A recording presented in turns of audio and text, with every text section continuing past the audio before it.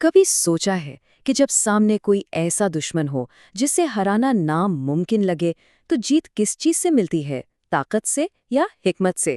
آئیے آج رودر بمقابلہ میگنامین کی اس کہانی میں گھوتا لگاتے ہیں اور دیکھتے ہیں کہ کیسے ایک نوجوان ہیرو نے صرف اپنی عقل کا استعمال کر کے ایک قدیم زبردست طاقت کو شکست دے دی۔ تو سوال یہ ہے کہ ایک معمولی سا کھیل ایک قدیم اور طاقتور دشمن کو کیسے آزاد کر سکتا ہے؟ کہانی کی شروعات بالکل یہیں سے ہوتی ہے، ایک بے ضرر سا مشغلہ، ایک غیر متوقع دریافت اور ایک ایسی طاقت کا آزاد ہونا جو سب کچھ تباہ کر سکتی ہے۔ چلیے دیکھتے ہیں کہ یہ سب کچھ شروع کیسے ہوا۔ تو کہانی شروع ہوتی ہے ایک بالکل عام سے دن سے۔ رودر اور اس کے دوست میگنیٹ فشنگ کر رہے ہیں، یعنی دریا میں مقناطیس ڈال کر دھات کی چیزیں نکالنے والا کھیل۔ انہیں کیا معلوم تھا کہ اس بار ان کا مقناطیس کسی خزانے کو نہیں بلکہ ایک بہت پرانی قید کو سطح پر لانے والا ہے۔ اور پھر انہیں وہ پراسرار صندوق ملتا ہے۔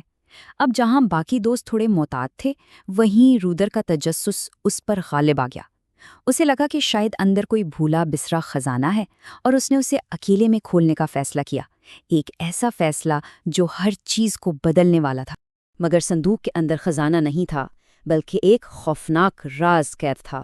میگنامین، ایک ایسا قدیم جادوگر جسے ہر قسم کی دھات پر مکمل کنٹرول حاصل ہے۔ اس کی طاقت کا اندازہ اس بات سے لگایا جا سکتا ہے کہ اسے قید کرنے کے لیے خود سر میجسٹی کو جیسے عظیم جادوگر کو میدان میں اترنا پڑا تھا، اور اب وہ آزاد تھا۔ اور میگنامین کے آزاد ہوتے ہی کہانی کا پرامن ماحول فوراً تباہی میں بدل جاتا ہے۔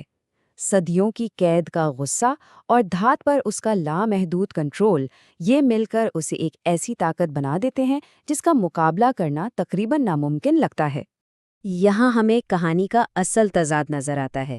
ایک طرف ہے رودر، ایک نوجوان جادوگر جو ابھی اپنی صلاحیتیں سیکھ ہی رہا ہے اور اپنے دوستوں پر انحصار کرتا ہے، اور دوسری طرف ہے میگنامین، ایک قدیم اور بے پناہ طاقتور مخلوق جو اکیلے ہی ایک فوج کے برابر ہے۔ تو یہ صرف ایک لڑائی نہیں، یہ تجربے اور ناتجربہ کاری، محدود اور لامحدود طاقت کا ٹکراؤ ہے۔ اور دیکھیں، میگنامین کوئی عام ولن نہیں ہے جو صرف دھمکیاں دیتا پھرے، نہیں، وہ فوراً عمل کرتا ہے۔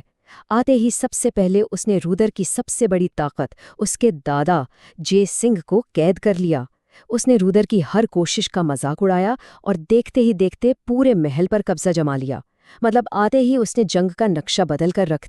اور اسی شکست کے لمحے میں کہانی کا سب سے اہم موڑ آتا ہے۔ رودر کو یہ تلخ حقیقت سمجھ آتی ہے کہ وہ طاقت کے بلبوتے پر میگنامین کو کبھی نہیں ہرا سکتا۔ اگر اسے جیتنا ہے تو اسے لڑنے کا طریقہ ہی بدلنا پڑے گا۔ اور تبھی اسے اپنے دادا کی نصیحت یاد آتی ہے، مشکل وقت میں ہمت، عقل اور سمجھداری سے کام لو۔ یہ الفاظ اب صرف ایک نصیحت نہیں رہتے، بلکہ یہ فتح کا راستہ بن جاتے ہیں۔ رودر کو سمجھ آ جاتا ہے کہ اس کی اصل طاقت اس کا جادو نہیں بلکہ اس کا دماغ ہے۔ تو یہ ہے وہ لمحہ ادراک۔ طاقت یہاں کام نہیں آئے گی، ایک ہوشیار منصوبہ ہی آگے بڑھنے کا واحد راستہ ہے۔ رودر سمجھ جاتا ہے کہ اسے اپنے مخالف کو طاقت سے نہیں بلکہ عقل سے ہرانا ہوگا۔ اب کہانی ایک ذہنی شطرنج کی بازی بن جاتی ہے۔ رودر جانتا ہے کہ ہر طاقتور مخلوق کی کوئی نہ کوئی کمزوری ضرور ہوتی ہے۔ اس کا مشن اب میگنامین کو ہرانا نہیں بلکہ اس کی اس ناقابل تسخیر طاقت میں وہ ایک چھوٹی سی دراڑ تلاش کرنا ہے۔ اور پہلا اشارہ ایک بہت ہی عجیب جگہ سے ملتا ہے، محل کے باورچی خانے سے۔ دھات کا بادشاہ میگنامین اپنی جادوئی طاقت استعمال کرتا ہے، لیکن لوہے کے برتنوں پر نہیں بلکہ سارا پانی غائب کرنے کے لیے۔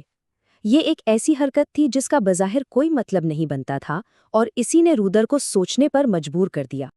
اور پھر ولن کا یہ غصے سے بھرا اعلان ہیرو کے لیے جیسے ایک روشنی کی کرن بن جاتا ہے۔ مجھے پانی سے نفرت ہے، یہ صرف الفاظ نہیں تھے، یہ وہ چابی تھی جس کی رودر کو تلاش تھی۔